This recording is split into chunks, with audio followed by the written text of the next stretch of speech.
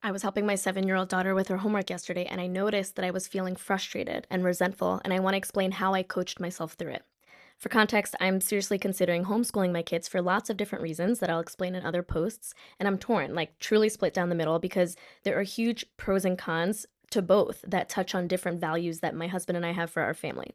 But one of the things that I'm working on is managing my thoughts around the decision and making the situation as neutral as possible. And there was a point before my daughter was in school full time where I was really demonizing traditional school, especially public school.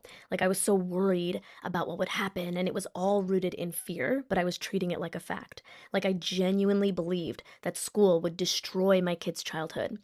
And a friend of mine really helped me detach from some of that fear because he said to me, what if public school is actually the best thing for them? Like, what if, for reasons completely out of your control, reasons that you don't know and have no way of knowing, what if going to a traditional school actually ends up being the best thing for your specific kids? It honestly took me a couple of weeks to wrap my head around this because the fear was so deeply entrenched, but he was right. I don't actually know with 100% certainty that homeschooling is going to be the best thing for my kids or that public school is going to be the worst.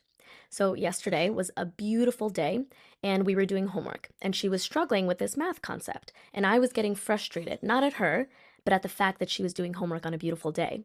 I was thinking things like, if I homeschooled, we would have more time for these concepts. We wouldn't be doing this when she should be decompressing, when she should be playing outside with her friends, when we have tennis in an hour. But because I've done so much work becoming aware of my thoughts and interrupting them, I said, wait a second.